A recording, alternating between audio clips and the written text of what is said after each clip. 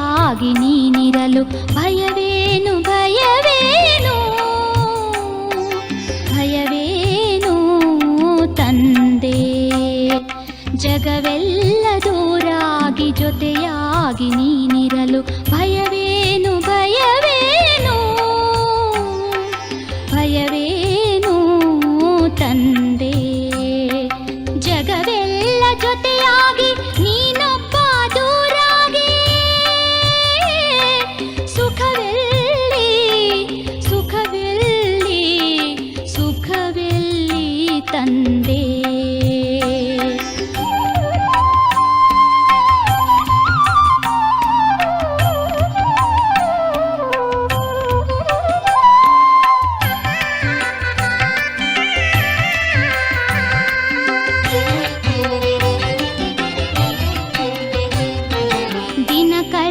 ಜೊತೆಗಿರಲು ದೀಪದ ಬೆಳಕೇಕೆ, ಕಲ್ಪತರು ಜೊತೆಗಿರಲು ಅಲ್ಪರ ಹಂಗೇಕೆ.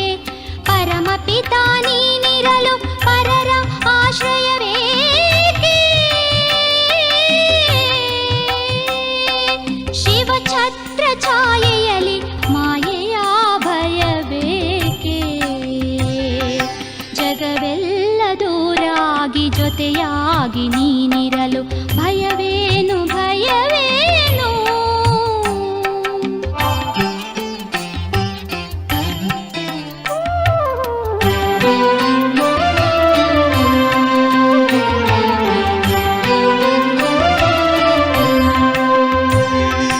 ಅವಿನಾಶಿ ಸಂಬಂಧಿ ಶಿವನೊಬ್ಬ ನೀನಿರಲು ದೇಹಧಾರಿಗಳಲ್ಲಿ ಮೋಹ ಮಮತೆಗಳೇಕೆ.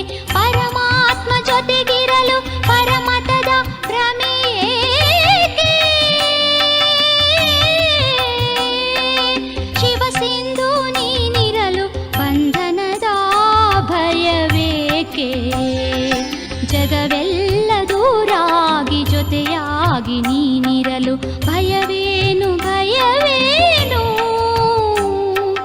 ಭಯವೇನು ತಂದೆ. ಭಯವೇನು ತಂದೆ ಭಯವೇನು ತಂದೆ.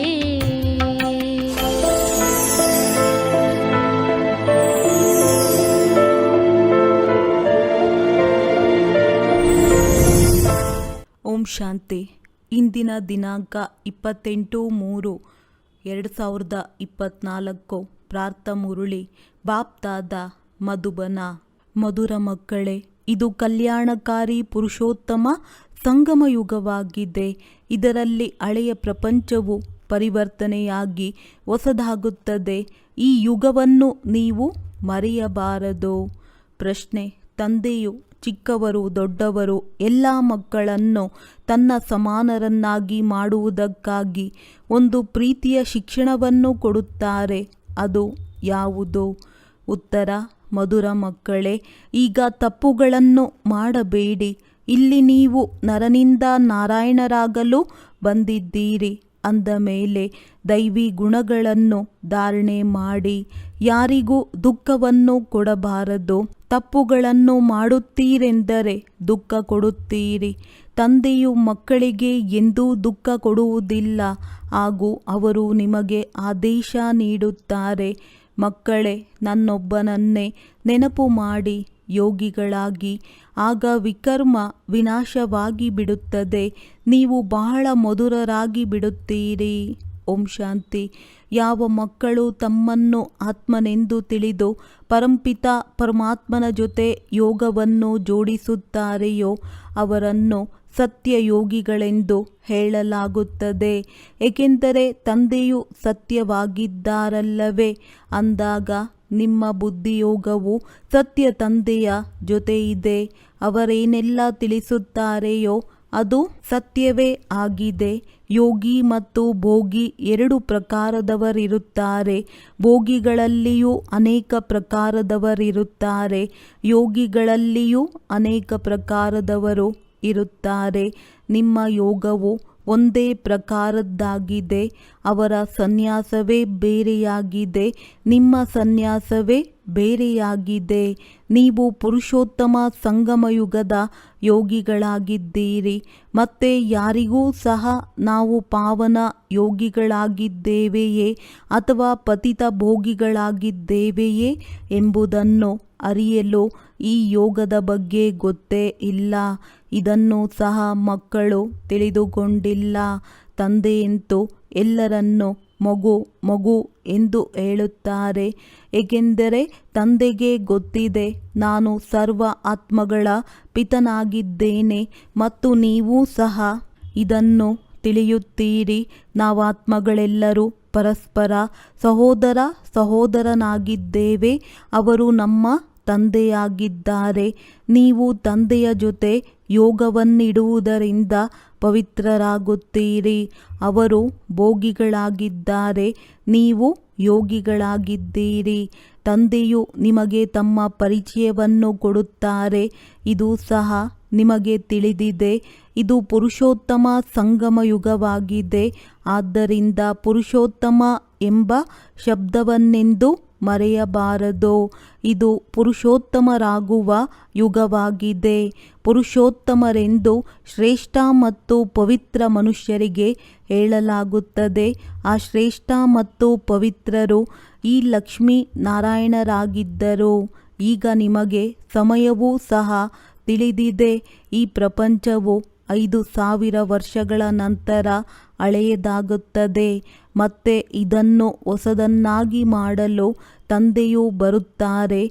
ಈಗ ನಾವು ಸಂಗಮಯುಗಿ ಬ್ರಾಹ್ಮಣ ಕುಲದವರಾಗಿದ್ದೇವೆ. ಶ್ರೇಷ್ಠಾತಿ ಶ್ರೇಷ್ಠ ಬ್ರಹ್ಮನಾಗಿದ್ದಾರೆ. ಆದರೆ ಬ್ರಹ್ಮನನ್ನು ಶರೀರಧಾರಿಯಾಗಿ ತೋರಿಸುತ್ತಾರೆ. ಶಿವತಂದೆಯಂತೂ ಅಶರೀರಿಯಾಗಿದ್ದಾರೆ. ಮಕ್ಕಳು ಇದನ್ನು ಅರಿತುಕೊಂಡಿದ್ದೀರಿ. ಅಶರೀರಿ ಮತ್ತು ಶರೀರಧಾರಿಗಳ ಮಿಲನವಾಗುತ್ತದೆ. ಅವರಿಗೆ ನೀವು ತಂದೆ ಎಂದು ಹೇಳುತ್ತೀರಿ. ಇದು ವಿಚಿತ್ರವಾದ ಪಾತ್ರವಾಗಿದೆಯಲ್ಲವೇ? ಇವರ ಗಾಯನವೂ ಇದೆ, ಮಂದಿರವೂ ಇದೆ. ಕೆಲವರು ಕೆಲವು ರೀತಿಯಿಂದ ರಥವನ್ನು ಶೃಂಗರಿಸುತ್ತಾರೆ. ಇದನ್ನು ಸಹ ತಂದೆಯು ತಿಳಿಸುತ್ತಾರೆ. ಬಹಳ ಜನ್ಮಗಳ ಅಂತಿಮ ಜನ್ಮದಲ್ಲಿಯೂ ಅಂತಿಮದಲ್ಲಿ ನಾನು ಪ್ರವೇಶ ಮಾಡುತ್ತೇನೆ. ತಂದೆಯು ಎಷ್ಟು ಸ್ಪಷ್ಟವಾಗಿ ತಿಳಿಸುತ್ತಾರೆ. ಮೊಟ್ಟಮೊದಲು ಭಗವಾನುವಾಚ ಎಂದು ಹೇಳಬೇಕಾಗುತ್ತದೆ. ನಾನು ಬಹಳ ಜನ್ಮಗಳ ಅಂತ್ಯದಲ್ಲಿ ಎಲ್ಲ ರಹಸ್ಯವನ್ನು ಮಕ್ಕಳಿಗೆ ತಿಳಿಸುತ್ತೇನೆ. ಮತ್ಯಾರೂ ಅರಿತುಕೊಳ್ಳುವುದಕ್ಕೆ ಸಾಧ್ಯವಿಲ್ಲ. ನೀವು ಮಕ್ಕಳು ಸಹ ಕೆಲವೊಮ್ಮೆ ಮರೆತು ಹೋಗುತ್ತೀರಿ. ಪುರುಷೋತ್ತಮ ಶಬ್ದವನ್ನು ಬರೆಯುವುದರಿಂದ ಈ ಪುರುಷೋತ್ತಮ ಯುಗವೇ ಕಲ್ಯಾಣಕಾರಿ ಯುಗವಾಗಿದೆ ಎಂದು ತಿಳಿಯುತ್ತಾರೆ. ಒಂದು ವೇಳೆ ಯುಗವು ನೆನಪಿದ್ದರೆ ನಾವೀಗ ಹೊಸ ಪ್ರಪಂಚಕ್ಕಾಗಿ ಪರಿವರ್ತನೆಯಾಗುತ್ತಿದ್ದೇವೆ ಎಂಬುದನ್ನು ತಿಳಿಯುತ್ತಾರೆ. ಹೊಸ ಪ್ರಪಂಚದಲ್ಲಿ ದೇವತೆಗಳಿರುತ್ತಾರೆ. ಈಗ ನಿಮಗೆ ಯುಗಗಳ ಬಗ್ಗೆಯೂ ಅರ್ಥವಾಗಿದೆ. ತಂದೆಯು ತಿಳಿಸಿಕೊಡುತ್ತಾರೆ, ಮಧುರ ಮಕ್ಕಳೇ, ಸಂಗಮಯುಗವನ್ನೆಂದು ಮರೆಯಬಾರದು. ಇದನ್ನು ಮರೆಯುವುದರಿಂದ ಪೂರ್ಣ ಜ್ಞಾನವೇ ಮರೆತು ಹೋಗುತ್ತದೆ. ನೀವು ಮಕ್ಕಳಿಗೆ ಗೊತ್ತಿದೆ, ನಾವೀಗ ಪರಿವರ್ತನೆಯಾಗುತ್ತಿದ್ದೇವೆ. ಹಳೆಯ ಪ್ರಪಂಚವೂ ಸಹ ಬದಲಾಗಿ ಹೊಸದಾಗುತ್ತದೆ. ತಂದೆಯು ಬಂದು ಜಗತ್ತನ್ನು ಪರಿವರ್ತನೆ ಮಾಡುತ್ತಾರೆ, ಮಕ್ಕಳನ್ನು ಪರಿವರ್ತನೆ ಮಾಡುತ್ತಾರೆ. ಮಕ್ಕಳೇ ಮಕ್ಕಳೇ ಎಂದು ಎಲ್ಲರಿಗೂ ಹೇಳುತ್ತಾರೆ. ಇಡೀ ಪ್ರಪಂಚದ ಎಲ್ಲ ಆತ್ಮಗಳೂ ಸಹ ಮಕ್ಕಳಾಗಿದ್ದಾರೆ. ಎಲ್ಲರ ಪಾತ್ರವೂ ಈ ಡ್ರಾಮಾದಲ್ಲಿದೆ. ಚಕ್ರವನ್ನು ಸಹ ಸಿದ್ಧ ಮಾಡಬೇಕಾಗಿದೆ. ಪ್ರತಿಯೊಬ್ಬರೂ ತಮ್ಮ ತಮ್ಮ ಧರ್ಮ ಸ್ಥಾಪನೆ ಮಾಡುತ್ತಾರೆ. ಈ ದೇವಿ ದೇವತಾ ಧರ್ಮವನ್ನು ತಂದೆಯ ವಿನಃ ಯಾರೂ ಸ್ಥಾಪನೆ ಮಾಡಲು ಸಾಧ್ಯವಿಲ್ಲ. ಈ ಧರ್ಮವನ್ನು ಬ್ರಹ್ಮರವರು ಸ್ಥಾಪನೆ ಮಾಡುವುದಿಲ್ಲ. ಹೊಸ ಪ್ರಪಂಚದಲ್ಲಿ ದೇವಿ ದೇವತಾ ಧರ್ಮವಿರುತ್ತದೆ. ಹಳೆಯ ಪ್ರಪಂಚದಲ್ಲಿ ಎಲ್ಲರೂ ಮನುಷ್ಯರಿದ್ದಾರೆ. ಅಲ್ಲಿ ದೇವಾದಿ ದೇವತೆಗಳಿರುತ್ತಾರೆ. ದೇವತೆಗಳು ಪವಿತ್ರರಾಗಿರುತ್ತಾರೆ. ಅಲ್ಲಿ ರಾವಣ ರಾಜ್ಯವೇ ಇರುವುದಿಲ್ಲ. ಈಗ ತಂದೆಯು ಮಕ್ಕಳಿಗೆ ರಾವಣನ ಮೇಲೆ ವಿಜಯ ಪ್ರಾಪ್ತಿ ಮಾಡಿಸುತ್ತಾರೆ. ರಾವಣನ ಮೇಲೆ ವಿಜಯ ಪ್ರಾಪ್ತಿಯಾಗುತ್ತಿದ್ದಂತೆಯೇ ರಾಮರಾಜ್ಯವು ಪ್ರಾರಂಭವಾಗಿ ಬಿಡುತ್ತದೆ. ರಾಮರಾಜ್ಯವೆಂದು ಹೊಸ ಪ್ರಪಂಚಕ್ಕೂ ಮತ್ತು ರಾವಣ ರಾಜ್ಯವೆಂದು ಹಳೆಯ ಪ್ರಪಂಚಕ್ಕೂ ಹೇಳಲಾಗುತ್ತದೆ. ಆ ರಾಮರಾಜ್ಯವು ಹೇಗೆ ಸ್ಥಾಪನೆಯಾಗುತ್ತದೆ ಎಂಬುದನ್ನು ಸಹ ನೀವು ಮಕ್ಕಳ ವಿನಃ ಯಾರಿಗೂ ತಿಳಿದಿಲ್ಲ. ರಚಯಿತ ತಂದೆಯು ಕುಳಿತು ನೀವು ಮಕ್ಕಳಿಗೆ ರಚನೆಯ ರಹಸ್ಯವನ್ನು ತಿಳಿಸುತ್ತಾರೆ. ತಂದೆಯು ರಚಯಿತ ಬೀಜರೂಪನಾಗಿದ್ದಾರೆ. ಬೀಜಕ್ಕೆ ವೃಕ್ಷಪತಿ ಎಂದು ಹೇಳಲಾಗುತ್ತದೆ. ಆದರೆ ಅದು ಜಡ ಬೀಜವಾಗಿದೆ. ಆ ಬೀಜಕ್ಕೆ ಈ ರೀತಿ ತಿಳಿಯುವುದಿಲ್ಲ. ಬೀಜದಿಂದಲೇ ಪೂರ್ಣ ವೃಕ್ಷವು ಬರುತ್ತದೆ ಎಂದು ನಿಮಗೆ ಗೊತ್ತಿದೆ. ಇಡೀ ವಿಶ್ವದ ಎಷ್ಟು ದೊಡ್ಡ ವೃಕ್ಷವಾಗಿದೆ. ಅದು ಜಡ ವೃಕ್ಷ. ಇದು ಚೈತನ್ಯವಾಗಿದೆ.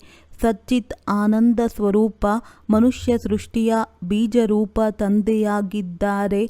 ಅವರಿಂದ ಎಷ್ಟು ದೊಡ್ಡ ವೃಕ್ಷವು ಬರುತ್ತದೆ. ಮಾದರಿಯನ್ನಂತೂ ಚಿಕ್ಕದಾಗಿ ಮಾಡುತ್ತಾರೆ. ಮನುಷ್ಯ ಸೃಷ್ಟಿಯ ವೃಕ್ಷವು ಎಲ್ಲದಕ್ಕಿಂತ ದೊಡ್ಡದಾಗಿದೆ. ಶ್ರೇಷ್ಠಾತಿ ಶ್ರೇಷ್ಠ ತಂದೆಯು ಜ್ಞಾನಪೂರ್ಣನಾಗಿದ್ದಾರೆ. ಹೇಗೆ ಆ ವೃಕ್ಷಗಳ ಜ್ಞಾನವು ಅನೇಕರಿಗಿರುತ್ತದೆ, ಆದರೆ ಈ ಮನುಷ್ಯ ವೃಕ್ಷದ ಜ್ಞಾನವನ್ನು ಒಬ್ಬ ತಂದೆಯೇ ಕೊಡುತ್ತಾರೆ. ಈಗ ತಂದೆಯು ನಿಮ್ಮ ಬುದ್ಧಿಯನ್ನು ಹದ್ದಿನಿಂದ ಬದಲಾಯಿಸಿ ಬೇಹದ್ದಿನ ಬುದ್ಧಿಯನ್ನು ಕೊಟ್ಟಿದ್ದಾರೆ. ನೀವು ಈ ಬೇಹದ್ದಿನ ವೃಕ್ಷವನ್ನು ತಿಳಿದುಕೊಂಡಿದ್ದೀರಿ. ಈ ವೃಕ್ಷಕ್ಕೆ ಎಷ್ಟು ದೊಡ್ಡ ಆಕಾಶವು ಸಿಕ್ಕಿದೆ. ತಂದೆಯು ಮಕ್ಕಳನ್ನು ಬೇಹದ್ದಿನಲ್ಲಿ ಕರೆದುಕೊಂಡು ಹೋಗುತ್ತಾರೆ. ಈಗ ಇಡೀ ಪ್ರಪಂಚವೇ ಪತಿತವಾಗಿದೆ. ಇಡೀ ಸೃಷ್ಟಿಯೇ ಹಿಂಸಕವಾಗಿದೆ. ಒಬ್ಬರು ಇನ್ನೊಬ್ಬರನ್ನು ಹಿಂಸೆ ಮಾಡುವವರಾಗಿದ್ದಾರೆ. ಈಗ ನೀವು ಮಕ್ಕಳಿಗೆ ಜ್ಞಾನವೂ ಸಿಕ್ಕಿದೆ. ಸತ್ಯಯುಗದಲ್ಲಿ ಕೇವಲ ಒಂದೇ ಅಹಿಂಸಕ ದೇವತಾ ಧರ್ಮವಿರುತ್ತದೆ. ಸತ್ಯಯುಗದಲ್ಲಿ ಎಲ್ಲರೂ ಸುಖ, ಶಾಂತಿ, ಪವಿತ್ರತೆಯಲ್ಲಿರುತ್ತಾರೆ. ಎಲ್ಲರ ಮನೋಕಾಮನೆಗಳು 21 ಜನ್ಮಗಳಿಗಾಗಿ ಪೂರ್ಣವಾಗುತ್ತದೆ ಅಂದಾಗ ಸತ್ಯಯುಗದಲ್ಲಿ ಯಾವುದೇ ಕಾಮನೆಗಳಿರುವುದಿಲ್ಲ. ಆಹಾರ, ಧಾನ್ಯ ಮುಂತಾದವೆಲ್ಲವೂ ಯಥೇಚ್ಛವಾಗಿ ಸಿಗುತ್ತದೆ. ಈ ಬಾಂಬೆಯು ಮೊದಲು ಇರಲಿಲ್ಲ. ದೇವತೆಗಳು ಉಪ್ಪಿನ ಭೂಮಿಯ ಮೇಲಿರುವುದಿಲ್ಲ. ಎಲ್ಲಿ ಸಿಹಿನೀರಿನ ನದಿಗಳು ಹರಿಯುತ್ತಿದ್ದವೋ ಅಲ್ಲಿ ದೇವತೆಗಳಿದ್ದರು. ಕೆಲವರೇ ಮನುಷ್ಯರಿದ್ದರು. ಒಬ್ಬೊಬ್ಬರಿಗೂ ಬಹಳ ಜಮೀನಿರುತ್ತದೆ. ಸತ್ಯಯುಗವು ನಿರ್ವಿಕಾರಿ ಪ್ರಪಂಚವಾಗಿರುತ್ತದೆ. ನೀವು ಯೋಗಬಲದಿಂದ ವಿಶ್ವದ ರಾಜ್ಯಭಾಗ್ಯವನ್ನು ಪಡೆಯುತ್ತೀರಿ. ಅದನ್ನೇ ರಾಮರಾಜ್ಯವೆಂದು ಹೇಳಲಾಗುತ್ತದೆ. ಮೊದಲು ಹೊಸ ವೃಕ್ಷವು ಬಹಳ ಚಿಕ್ಕದಾಗಿರುತ್ತದೆ. ಬುಡದಲ್ಲಿ ಮೊದಲು ಒಂದೇ ಧರ್ಮವಿತ್ತು. ನಂತರ ಅದರಿಂದ 3 ಕೊಂಬೆಗಳು ಹೊರಬರುತ್ತವೆ. ದೇವಿ ದೇವತಾ ಧರ್ಮವು ಒಂದೇ ಬುನಾದಿಯಾಗಿದೆ. ನಂತರ ಕಾಂಡದಿಂದ ಚಿಕ್ಕ ಚಿಕ್ಕ ರೆಂಬೆ ಕೊಂಬೆಗಳು ಹೊರಡುತ್ತವೆ. ಈಗಂತೂ ಇಡೀ ವೃಕ್ಷಕ್ಕೆ ಬುಡವೇ ಇಲ್ಲದಂತಾಗಿದೆ. ಈ ರೀತಿ ಮತ್ಯಾವುದೂ ಇರುವುದಿಲ್ಲ. ಇದರ ಉದಾಹರಣೆಯು ಆಲದ ಮರಕ್ಕೆ ಹೋಲಿಕೆಯಾಗುತ್ತದೆ. ಆಲದ ಮರವು ನಿಂತಿದೆ, ಆದರೆ ಅದಕ್ಕೆ ಬುಡವೇ ಕಾಣಿಸುವುದಿಲ್ಲ, ಒಣಗುವುದೂ ಇಲ್ಲ. ಇಡೀ ವೃಕ್ಷವು ಹಚ್ಚ ಹಸಿರಾಗಿ ನಿಂತಿದೆ. ಬಾಕಿ ದೇವಿ ದೇವತಾ ಧರ್ಮದ ಬುನಾದಿಯೇ ಇಲ್ಲ. ಇದೇ ಬುಡವಾಗಿದೆಯಲ್ಲವೇ ರಾಮರಾಜ್ಯ ಅಥವಾ ದೇವಿ ದೇವತಾ ಧರ್ಮವು ಬುಡದಲ್ಲಿಯೇ ಬರುತ್ತದೆ. ತಂದೆಯು ತಿಳಿಸುತ್ತಾರೆ, ನಾನು 3 ಧರ್ಮಗಳನ್ನು ಸ್ಥಾಪನೆ ಮಾಡುತ್ತೇನೆ.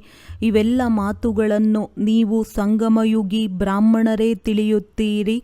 ನೀವು ಬ್ರಾಹ್ಮಣರದ್ದು ಚಿಕ್ಕ ಕುಲವಾಗಿದೆ. ಚಿಕ್ಕ ಚಿಕ್ಕ ಮಠಪಂಥಗಳಿರುತ್ತವೆ ಎಲ್ಲವೇ. ಅರವಿಂದಾಶ್ರಮವಿದೆ. ಅವು ಎಷ್ಟು ಬೇಗ ವೃದ್ಧಿಯನ್ನು ಹೊಂದುತ್ತದೆ, ಏಕೆಂದರೆ ಅದರಲ್ಲಿ ವಿಕಾರಕ್ಕೆ ಯಾವುದೇ ನಿಷೇಧವಿಲ್ಲ. ಇಲ್ಲಿ ತಂದೆಯು ತಿಳಿಸುತ್ತಾರೆ, ಕಾಮ ಮಹಾಶತ್ರುವಾಗಿದೆ, ಇದರ ಮೇಲೆ ಜಯಗಳಿಸಬೇಕು. ಹೀಗೆ ಮತ್ಯಾರೂ ಹೇಳಲು ಸಾಧ್ಯವಿಲ್ಲ. ಇಲ್ಲವೆಂದರೆ ಅವರ ಬಳಿಯೂ ಸಹ ಏರುಪೇರಾಗಿ ಬಿಡುತ್ತದೆ. ಇಲ್ಲಂತೂ ಇರುವುದೇ ಪತಿತ ಮನುಷ್ಯರು. ಆದ್ದರಿಂದ ಪಾವನರಾಗುವ ಮಾತುಗಳನ್ನೇ ಕೇಳುವುದಿಲ್ಲ. ಆದ್ದರಿಂದ ವಿಕಾರವಿಲ್ಲದೆ ಮಕ್ಕಳು ಹೇಗೆ ಜನಿಸುತ್ತಾರೆಂದು ಕೇಳುತ್ತಾರೆ. ಪಾಪ, ಅವರದ್ದೇನೂ ದೋಷವಿಲ್ಲ. ಗೀತಾ ಪಾಠಿಗಳು ಹೇಳುತ್ತಾರೆ, ಭಗವಾನುವಾಚ, ಕಾಮ ಮಹಾಶತ್ರುವಾಗಿದೆ, ಇದರ ಮೇಲೆ ಜಯಗಳಿಸಬೇಕು. ಜಯಿಸುವುದರಿಂದಲೇ ಜಗಜ್ಜೀತರಾಗುತ್ತಾರೆ. ಆದರೆ ಇದನ್ನು ತಿಳಿದುಕೊಂಡಿಲ್ಲ.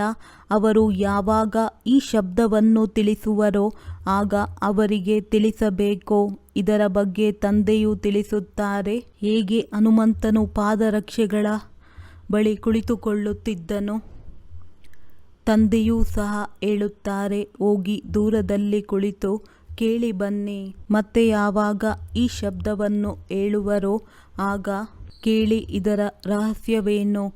ಜಗಜ್ಜೀತರಂತೂ ದೇವತೆಗಳಾಗಿದ್ದರು. ದೇವತೆಗಳಾಗಲು ಈ ವಿಕಾರಗಳನ್ನು ಬಿಡಬೇಕಾಗಿದೆ. ಇದನ್ನೂ ಸಹ ನೀವು ಹೇಳಬಹುದು.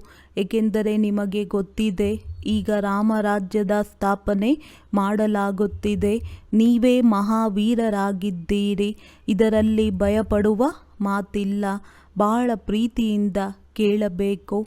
ಸ್ವಾಮೀಜಿ, ಈ ವಿಕಾರಗಳ ಮೇಲೆ ಜಯಗಳಿಸುವುದರಿಂದ ವಿಶ್ವದ ಮಾಲೀಕರಾಗುತ್ತೀರಿ ಎಂದು ತಾವು ಹೇಳಿದ್ದೀರಿ. ಆದರೆ ಹೇಗೆ ಪವಿತ್ರರಾಗುವುದು ಎಂಬ ಮಾತನ್ನಂತೂ ತಾವು ತಿಳಿಸಲಿಲ್ಲ. ಈಗ ನೀವು ಮಕ್ಕಳು ಪವಿತ್ರತೆಯಲ್ಲಿರುವ ಮಹಾವೀರರಾಗಿದ್ದೀರಿ. ಮಹಾವೀರರೇ ವಿಜಯಮಾಲೆಯಲ್ಲಿ ಪೋಣಿಸಲ್ಪಡುತ್ತಾರೆ. ಮನುಷ್ಯರ ಕಿವಿಗಳಂತೂ ಅಸತ್ಯ ಮಾತುಗಳನ್ನೇ ಕೇಳುವುದರಲ್ಲಿ ಸಿಕ್ಕಿಕೊಂಡಿದೆ. ನಿಮಗೆ ಈಗ ಅಸತ್ಯ ಮಾತುಗಳನ್ನು ಕೇಳುವುದು ಇಷ್ಟವಾಗುವುದಿಲ್ಲ. ಸತ್ಯ ಮಾತುಗಳು ನಿಮ್ಮ ಕಿವಿಗಳಿಗೆ ಇಷ್ಟವಾಗುತ್ತದೆ. ಕೆಟ್ಟದ್ದನ್ನು ಕೇಳಬಾರದು. ಮನುಷ್ಯರನ್ನು ಅವಶ್ಯವಾಗಿ ಜಾಗೃತರನ್ನಾಗಿ ಮಾಡಬೇಕಾಗಿದೆ. ಭಗವಂತನು ತಿಳಿಸುತ್ತಾರೆ, ಪವಿತ್ರರಾಗಿ. ಸತ್ಯಯುಗದಲ್ಲಿ ಎಲ್ಲರೂ ಪವಿತ್ರರಿದ್ದರು. ಈಗ ಎಲ್ಲರೂ ಅಪವಿತ್ರರಾಗಿದ್ದಾರೆ. ಈ ರೀತಿ ತಿಳಿಸಬೇಕು. ಹೇಳಿ, ನಮ್ಮ ಬಳಿ ಸತ್ಸಂಗವಾಗುತ್ತದೆ, ಅದರಲ್ಲಿ ಕಾಮ ಮಹಾ ಶತ್ರುವಾಗಿದೆ ಎಂದು ತಿಳಿಸಲಾಗುತ್ತದೆ. ಈಗ ಪವಿತ್ರರಾಗಬೇಕೆಂದರೆ ಒಂದು ಯುಕ್ತಿಯಿಂದ ಆಗಿ ತಮ್ಮನ್ನು ಆತ್ಮನೆಂದು ತಿಳಿದು ಸಹೋದರ ದೃಷ್ಟಿಯನ್ನು ಪಕ್ಕಾ ಮಾಡಿಕೊಳ್ಳಿ. ನೀವು ಮಕ್ಕಳು ತಿಳಿದುಕೊಂಡಿದ್ದೀರಿ. ಮೊಟ್ಟಮೊದಲು ಈ ಭಾರತವು ಸಂಪದ್ಭರಿತವಾದ ಖಂಡವಾಗಿತ್ತು. ಈಗ ಖಾಲಿಯಾಗಿರುವ ಖಂಡ ಹಿಂದೂಸ್ತಾನ ಎಂಬ ಹೆಸರನ್ನು ಇಟ್ಟು ಬಿಟ್ಟಿದ್ದಾರೆ. ಮೊದಲು ಭಾರತವು ಆಸ್ತಿ, ಅಂತಸ್ತು, ಪವಿತ್ರತೆ, ಸುಖ, ಶಾಂತಿ ಎಲ್ಲದರಿಂದ ಸಂಪನ್ನವಾಗಿತ್ತು.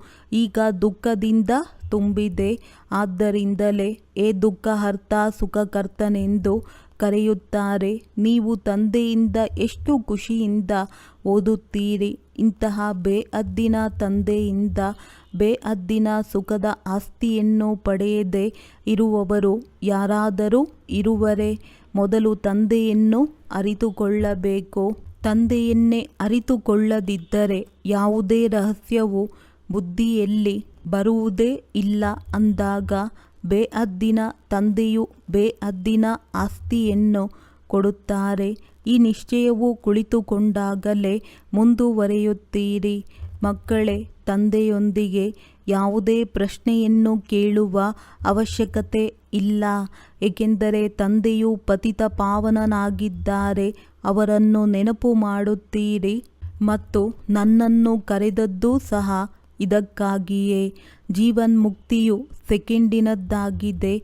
ಆದರೂ ಸಹ ನೆನಪಿನ ಯಾತ್ರೆಯು ಸಮಯ ತೆಗೆದುಕೊಳ್ಳುತ್ತದೆ. ಮುಖ್ಯವಾಗಿ ನೆನಪಿನ ಯಾತ್ರೆಯಲ್ಲಿಯೇ ವಿಘ್ನಗಳು ಬರುತ್ತವೆ. ಅರ್ಧಕಲ್ಪ ದೇಹಾಭಿಮಾನದಲ್ಲಿದ್ದೀರಿ. ಈಗ ಒಂದು ಜನ್ಮ ದೇಹಿ ಅಭಿಮಾನಿಯಾಗುವುದರಲ್ಲಿಯೇ ಪರಿಶ್ರಮವಿದೆ. ಇವರಿಗಾಗಿ ಬ್ರಹ್ಮ ತಂದೆ ಬಹಳ ಸಹಜವಾಗಿದೆ. ನೀವು ಬಾಪ್ ದಾದಾ ಎಂದು ಕರೆಯುತ್ತೀರಿ. ಇದನ್ನು ಸಹ ಇವರು ತಿಳಿಯುತ್ತಾರೆ. ತಂದೆಯ ಸವಾರಿಯು ನನ್ನ ತಲೆಯ ಮೇಲಿದೆ. ನಾನು ಅವರ ಮಹಿಮೆಯನ್ನು ಬಹಳ ಮಾಡುತ್ತೇನೆ, ತುಂಬ ಪ್ರೀತಿ ಮಾಡುತ್ತೇನೆ. ಬಾಬಾ, ತಾವು ಎಷ್ಟೊಂದು ಮಧುರವಾಗಿದ್ದೀರಿ. ನಮಗೆ ಕಲ್ಪ ಕಲ್ಪವೂ ಎಷ್ಟೊಂದು ಕಲಿಸಿಕೊಡುತ್ತೀರಿ.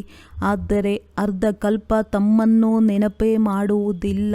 ಈಗಂತೂ ಬಹಳ ನೆನಪು ಮಾಡುತ್ತೇವೆ. ನಿನ್ನೆಯ ದಿನ ಏನೂ ಜ್ಞಾನವಿರಲಿಲ್ಲ.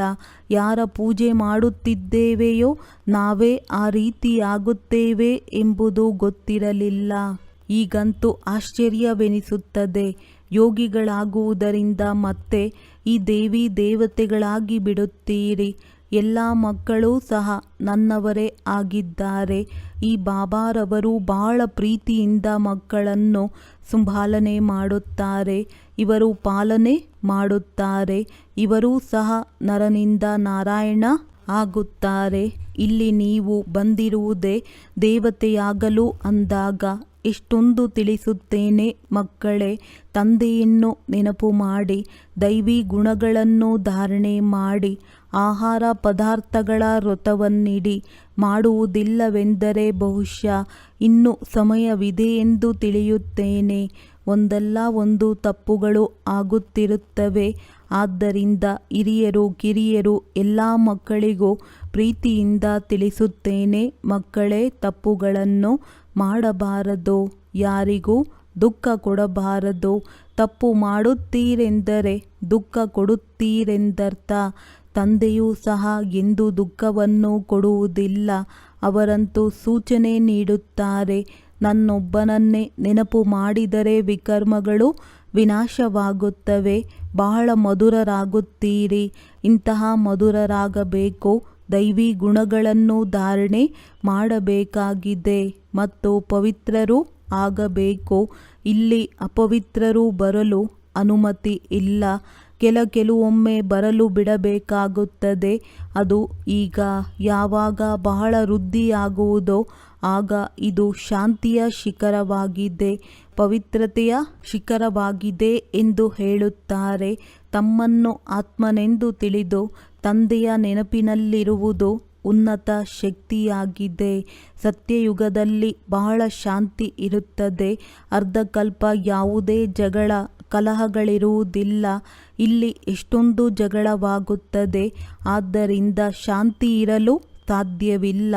ಶಾಂತಿಧಾಮವು ಮೂಲವತನವಾಗಿದೆ.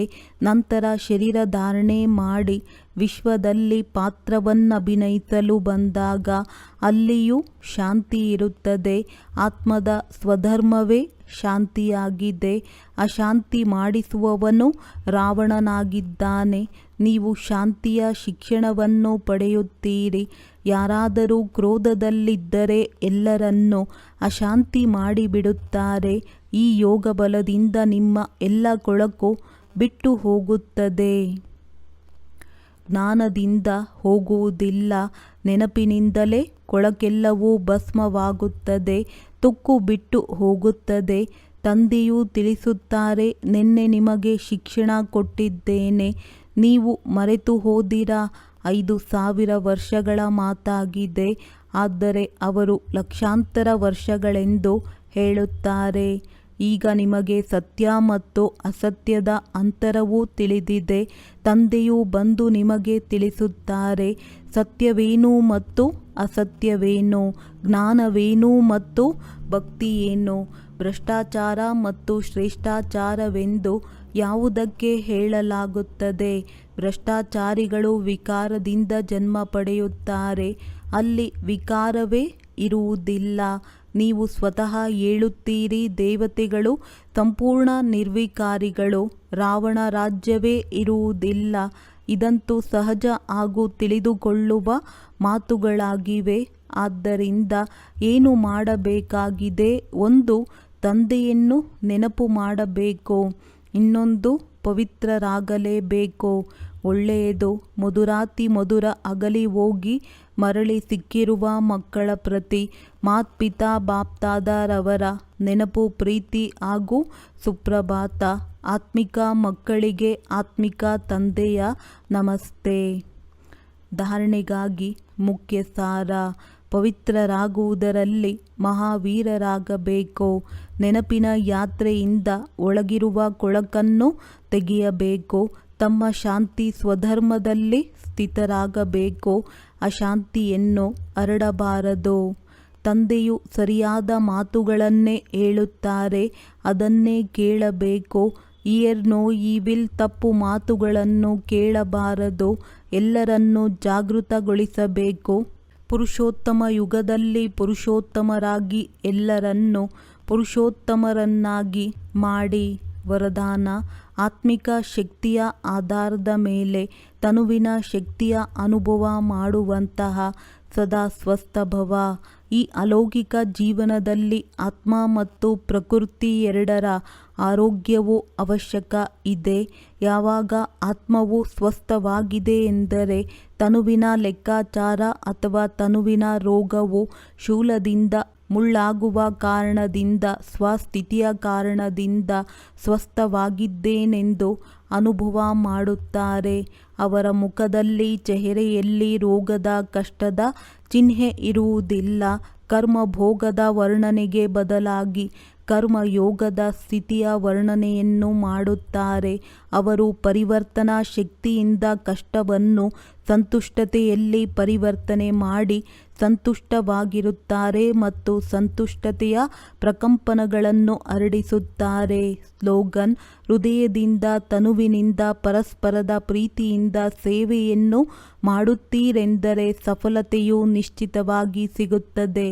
ಒಳ್ಳೆಯದು. ಓಂ ಶಾಂತಿ.